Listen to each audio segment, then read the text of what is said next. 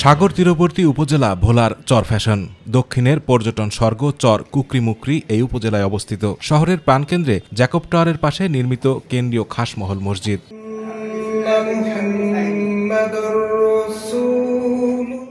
নির্মাণশৈলী ceramic ইটের গাঁথুনির ফাঁকে ফাঁকে নির্মল বাতাস ও উপরে মাকড়সা আকৃতির কাঁচের গম্বুজ ভেদ করে সূর্যের আলোকরশ্মি ছড়াচ্ছে মসজিদ জুড়ে। ভিতর বাহির নান্দনিক লাইটিং আর প্রকৃতিবান্ধব নির্মাণশৈলী ডিজাইন এই মসজিদ মেলবন্ধনে আবদ্ধ করেছে ইসলামপ্রিয় ধর্মপ্রাণ মানুষকে।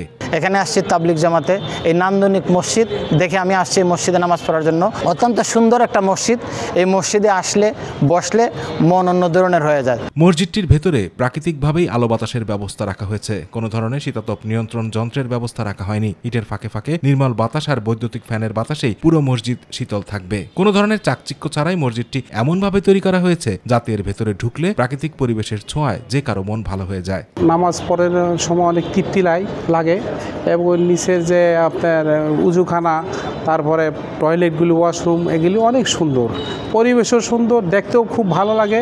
এখানকার মসজিদের পরিবেশটা যেমন সুন্দর, আশেপাশের পরিবেশ যেমন সুন্দর, এবং মসজিদের সামনে একটা যে টাওয়ার রয়েছে এই টাওয়ারটাও দেখতে খুব সুন্দর, এবং এই জন্য বাংলাদেশের বিভিন্ন স্থান থেকে মানুষ এখানে ঘুরতে আসে, পরিবেশ দেখতে আসে, নামাজ পড়তে আসে।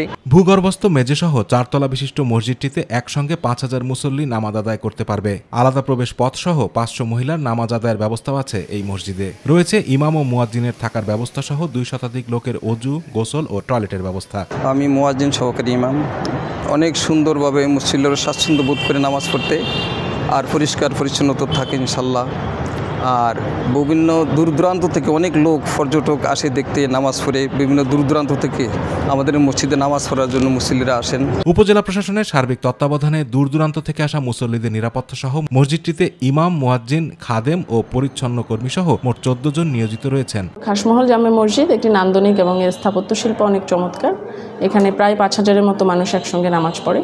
তো পবিত্র রমজান উপলক্ষে আমরা এইখান মসজিদের সর্বোচ্চ নিরাপত্তার ব্যাপারে সকল কিছু করছি। 2018 সাল থেকে মসজিদটি নির্মাণ করতে 5 বছর সময় লেগেছে। খরচ হয়েছে প্রায় 25 কোটি টাকা।